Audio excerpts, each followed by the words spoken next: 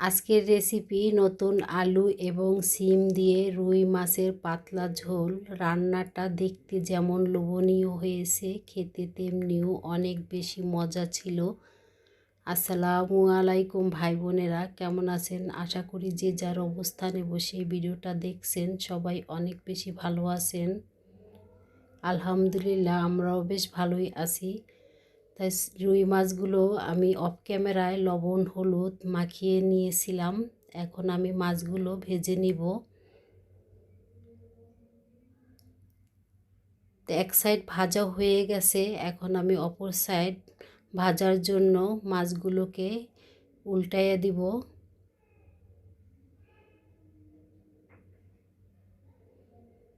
তা মাছ ভাজা হয়ে গেছে, এখন আমি তেলের থেকে মাছগুলো উঠায় নিব। তা সব মাছগুলো আমি উঠায় নিয়েছি, এখন আমি সিম আর আলু ওই তেলেই ভেজে নিব। আর এভাবে সিম আলু ভেজে নিলে খেতে অনেক বেশি ভালো লাগে। তা এই পর্যায়ে আমি চুলার আঁচটা হাই হিটে রেখে দিয়েছি আর লবণ ছাড়াই সিম আলুটাকে আমি ভেজে নিয়েছি।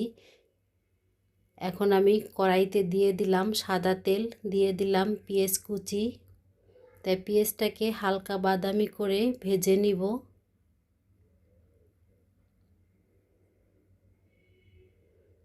তা হালকা বাদামি করে ভেজে নিয়েছি, এখন আমি দিয়ে দিব এখানে টমেটো। আর পেঁয়াজ কুচিতে এভাবে টমেটো দিলে টমেটোটা গলেও যাবে আর ঝোলটাও কিন্তু একটু ঘন ঘন হবে, খেতে কিন্তু অনেক বেশি মজা হয় এভাবে রান্না করলে। তাই এখানে আমি পরিমাণ মতন লবণ দিয়ে দিলাম। আদা আর রসুনের পেস্ট চায়ের চামচের 1 চামচ পরিমাণ দিয়ে দিলাম। ঝালের জন্য লাল মরিচের গুঁড়ো, হলুদের গুঁড়ো আর ধইনা জিরার গুঁড়ো দিয়ে দিলাম। সামান্য পরিমাণ পানি দিয়ে দিলাম মশলাটা কষানোর জন্য। তাই দেখতেই পাচ্ছেন মশলাটা কষানো হয়ে গেছে, মশলার গায়ের থেকে তেল ছেড়ে দিয়েছে। এখন আমি দিয়ে দিব ভেজে রাখা আলু আর সিম, দিয়ে আমি 1 মিনিটের মতন মশলার সাথে ভালো করে কষিয়ে নিব। এই কষানোটা যত বেশি ভালো হবে ততই কিন্তু এই রান্নার স্বাদটা বেড়ে যাবে। তো এই পর্যায়ে আমি দিয়ে দিব সামান্য পরিমাণ মটরশুঁটি। আর এখন যেহেতু মটরশুঁটি বাজারে পাওয়া যাচ্ছে, সব ধরনের রান্নাতেই দিলে কিন্তু খেতে অনেক বেশি ভালো লাগে। তা ভালো করে কষিয়ে নিয়েছি, এখন আমি দিয়ে দিব এখানে ফুটন্ত গরম পানি। আর যেহেতু শীতের দিন পানি কিন্তু অনেক ঠান্ডা থাকে, আর এই পানি দিয়ে সিম রান্না করলে সিমটা কিন্তু আর সিদ্ধ হতে চায় না, এজন্য ফুটন্ত গরম পানি দিয়ে দিয়েছি। আর আলু সিম কিন্তু সিদ্ধ হয়েছে, প্রায় 3 থেকে 4 মিনিটের মতন আমি হাই হিটে রান্না করে নিয়েছি। এখন আমি দিয়ে দিলাম ভেজে রাখা মাছ।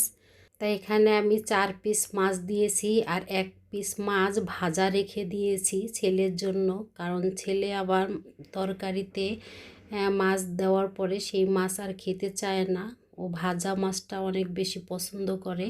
তাই এখানে আমি 8 থেকে 10টা কাঁচামরিচ দিয়ে দিছি মাছ বরাবর ছিঁড়ে।